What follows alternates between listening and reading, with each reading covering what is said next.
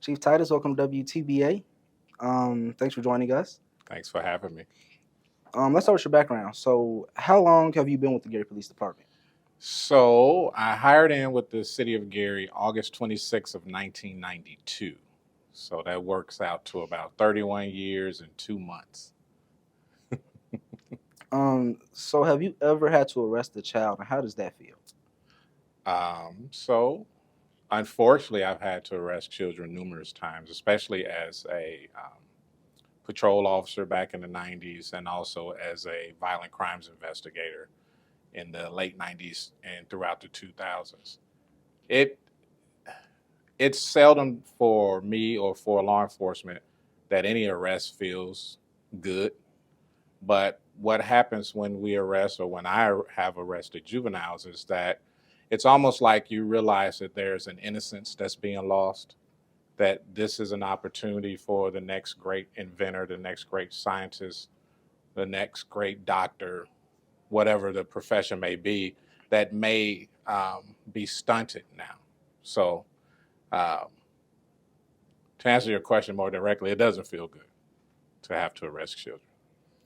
Let's get on our first topic: the consequences of underage vaping and the use of marijuana. So, legally, at the age of 18, you're an adult. However, this isn't the case. It doesn't mean you can do whatever you want. True. So what's considered underage when we're talking about vapes and marijuana products?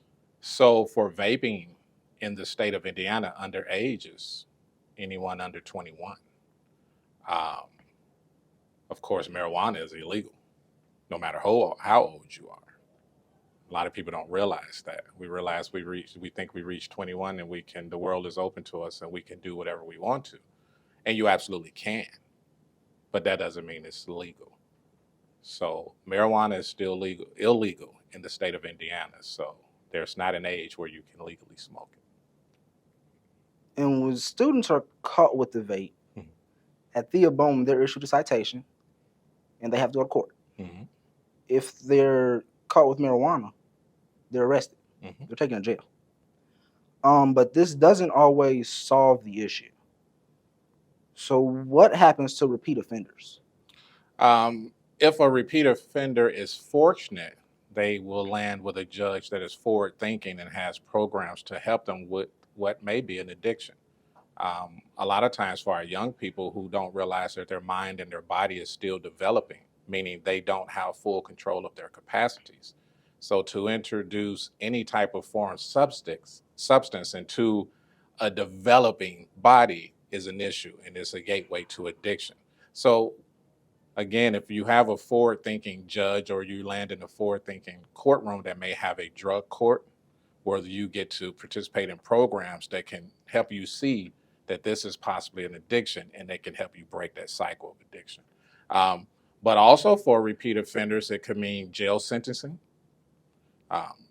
One of the things about being arrested or being caught doing something illegal is that there are consequences for that action, right?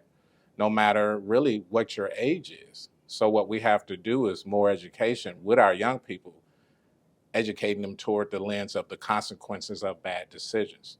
Because not all judges are going to be lenient because you're a child. Not all judges are going to want to see you in their courtroom repeatedly. So they may actually give you a sentencing that sends you to LCJC, Lake County Juvenile Center. Or if you're a certain age, you may go to Lake County Jail and, 365 days, 2 years, whatever it may be. So uh, I would hope that most of us would learn from the first time that this is not something we want to do. Let's shift gears. So, child pornography. Children are becoming sexually active at a much younger age. Mm-hmm. It is the state law that abstinence is taught in schools. But abstinence is only taught to high school. Mm-hmm. There is no health and wellness class for what we're seeing in middle school. Um, and child pornography isn't talked about in health and wellness, just abstinence. So, what is child pornography? So when we look at our Indiana IC codes, criminal codes, there's various definitions under the code that deals with child exploitation and possession of child pornography. So, in a layman's term, anyone who possesses any sexually explicit pictures of a juvenile or a child under the age of 18 is in possession of child pornography. Now, there's different subsections of that statute that will break it down further. But if you have a picture or a video or anything that is meant to sexually um, arouse you, and that person, that picture, that video is of someone under the age of 18, you are in possession of child pornography. With phones having programs such as AirDrop, Yeah. it allows a person to send or receive content essentially through Bluetooth. Mhm. So, will anyone who sends or receives content be charged, even if they are a child? Well, so let's go back to the state statute which says anyone under the age of 18 is in possession of child pornography, right? Now, you brought up an interesting point. If I have my AirDrop on, somebody can AirDrop me a picture. Now, I have a responsibility at this point, right? Because we're all curious. We're going to open, somebody sent me something, we're going to click. When you click that picture, you have two options. You can tell someone what you have just received on your phone, or you can delete it, right? So what does that mean? I'm an unwilling participant in what just occurred, or am I going to be a willing participant in that? Do you understand what I'm saying when I say that? Sometimes as children, young people, again, we talked earlier about you're still developing. Your brain isn't fully developed, meaning you don't make the best decisions. So sometimes someone sends or shows you something, and the first thing you want to do is go send and show it to someone else. So now you have just not only possessed child pornography, you've also shared it. And you fall south or sideways of the state statute, and you have put yourself at risk to be charged with various crimes in the state of Indiana. So, we talked about abstinence. The age of consent in the state of Indiana is 16. Absolutely. And we've seen children becoming sexually active younger. Mm-hmm. So, can a child give another child consent? No. Flat out no. No. Absolutely not. No. So here's what happened with that. So over the years, every now and then we may see a high profile case that's something similar to what you have just described, where even though these were two consenting minors, one of those minors can be charged with a crime because a minor cannot consent. So we have a lot of teenage pregnancy in our communities, right? Now, a teenager under the age of 16 cannot consent to have sex. Now, just because they had sex and they were willing participants, still legally they cannot consent. So if an adult were to get involved, a parent, a mother, or father, that wanted to press an issue about their child being pregnant, that leaves that male in a predicament where he can be charged as a minor because the person you had relationships with cannot consent if they're under the age of 16. And I know that's something that's not walking around knowledge for most students. And of course, you said we don't teach abstinence. And we I teach understand abstinence, but we don't not teach at a certain age, right? Exactly. Because we see 12-year-olds and 13-year-olds getting pregnant as well. And then we don't teach that if you're under the age of 16, we don't teach that in health and wellness class. So this can be a good opportunity for you to engage your administration in some topics that should be brought up, because one thing about a learning environment, we want every student to have the best opportunity at life possible. And so there are certain topics that we as adults should introduce to our children.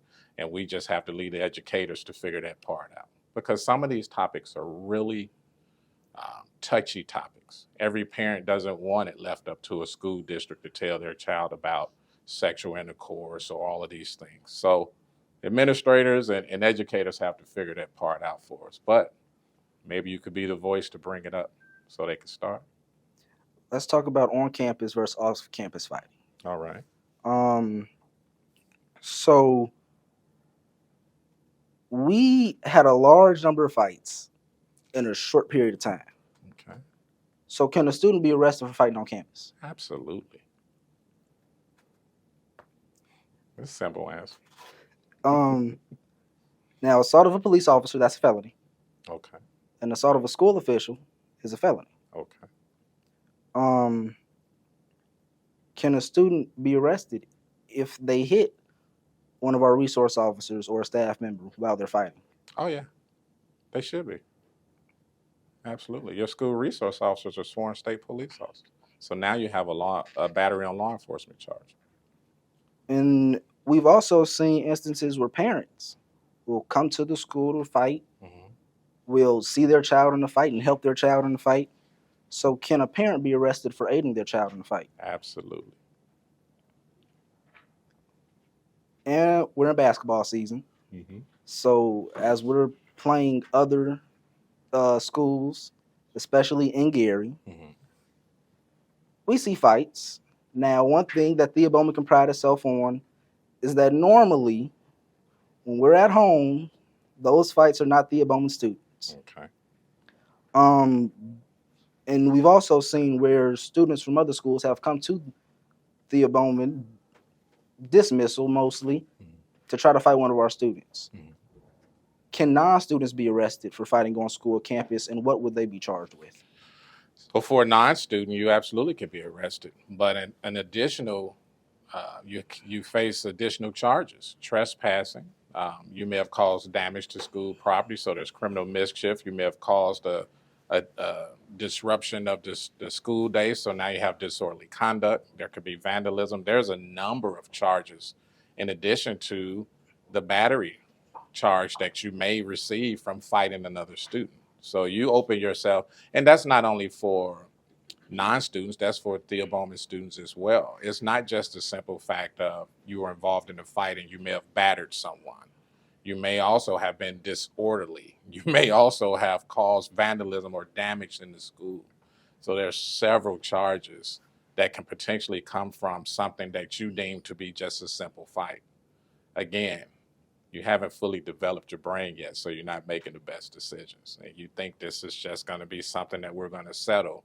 And next thing you know, you're at your local police station and your parents are there and the juvenile detective is reading off this list of things that you are being accused of. And it went from just a simple fight or really something that if we had better de-escalation skills, would never have gone to actual physical altercation. Now recently we had a decrease in our number of guards. So staff have become more vigilant. So how can staff, students, and parents be proactive instead of reactive? That's a good question. Let me ask you a question first. Is that allowed? That's fine. How did you feel with the reduce of school of SRO officers in your school resource officers? I felt that we were left vulnerable, but at the same time, I felt safe because of who our SROs are. Okay, good deal. That's a very good answer. So that lets me know that you're paying attention to what's happening in your school and you're concerned about it. So you asked me, how can parents, how can administrators, and what was the rest of, who was the third? And students be proactive instead of reactive. So here's let's go back a step to when I mentioned de-escalation or de-conflict, right? As young people, the responsibility is on us to really govern how we behave. So one way to be proactive is to walk away from altercations, right? We have this mentality that prevails in our communities that we don't want to be seen as someone who's easy to be picked on, or we don't want to be seen as someone who won't fight or who won't defend themselves. But there's no harm in walking away from an altercation. That's actually being proactive, because the reaction is we go physical. We have to make sure that we report those incidents where someone is trying to cause us to be in a physical altercation. Um, for parents, parents need to become not only involved in their children's lives at home, you need to be involved in your child's life at school. That means those unannounced visits. That means popping in to talk to the administrators. And that means checking with the teachers to see just what is my child doing during the day. And now for our educators, we put a lot on educators, but a lot of times, and maybe you'll get this part. A lot of times, educators have to be a lot more than an educator, right? They have to deal with issues that should have been taken care of before the student came to school that day.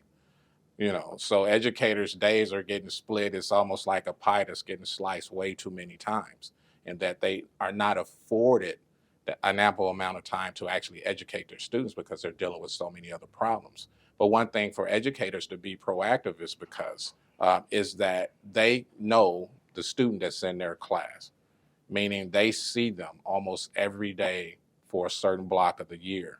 And they understand when that child's behavior changes or when they're acting out more than they normally would. And I think for an educator, that's a time to reach out to the parent to say, hey, something's going on with Tristen because he is not his normal self right now. So those three things together, right? Educators paying attention to their students and reaching out. The student making a very conscious decision not to be involved in altercations. And then you have the parents actively parenting their children. Those three things working together, I can almost guarantee you will bring about a very peaceful school year. Because now the student understands that the educator's not going to let me get away with anything, and my parents are active in my education. Our final topic, like I said, we had a decrease in our number of guards. Mhm. One of the people we lost was one of our SROs. Okay. So what is a school resource officer? So it is exactly what it says. It is an officer that's in the school that provides resources. Now, those resources can be as broad as that school district wants it to be, or it can be as narrow as they want it to be. Um, the main goal of a SRO or the main focus of a SRO is not to arrest students. It's a resource officer. That means they have to be involved in the last question and asks about who or how can we be proactive. Your school resource officer has a valuable position in the life of a student, and that can be an authority figure that can grab a young man or a young lady and actually begin to mentor and educate them towards a better road in life. But school resource officers are by state statute, they have to be sworn officers or reservists. They have to have an X amount of training. I think a basic school resource officer does 40 hours of training, but then there's an advanced that adds, I believe, another 30 hours, and there may be another level to that. So they are trained police officers who are assigned or who work for school districts that can provide resources to the students and the school. So another thing, if you have good resource officers, they should have avenues or people or organizations they can reach out to bring in to assist students as well. So it's not really just that, okay, they here, they turn on their red and blue lights and they arrest people. They are way more valuable than that. Now there seems to be a lack of respect for police in general, but in the school, you have kids that do whatever they want, and then you have parents who sometimes back up their children. And you'll see certain instances where a resource officer will be called a rent-a-cop. So how much authority does the SRO have? He has the same authority, or he or she has the same authority that I have as the chief of police. They don't have the same responsibilities, but they have the same authority, meaning they raise their right hand, they take an oath to enforce all of the laws of the state of Indiana, all federal laws, all local laws. They can make arrests, they can make traffic stops, everything that I can do as a police officer, your school resource officers can do. And our final question for today, because we did lose one of our resource officers, How important is it for SROs to build and maintain relationships with students? Well, I think sometimes the lack of respect comes from the lack of a relationship. So one thing I tell Gary officers, and I've said it for years, even before I became the chief, we're responsible for the next encounter that we have with a citizen, right? And we can only change the perception of a citizen towards law enforcement one encounter at a time. So SROs should take every encounter as an opportunity to change that narrative, that perception, that vision, or that view that that student has about them and their profession. SROs, just like police officers, we have to be the guardians of our profession. We have to own those negative narratives that are out there, but we have to also begin to change those narratives. That's why it's extremely important to build a relationship. Thank you, Chief Titus. Thank you, Tristen. All right.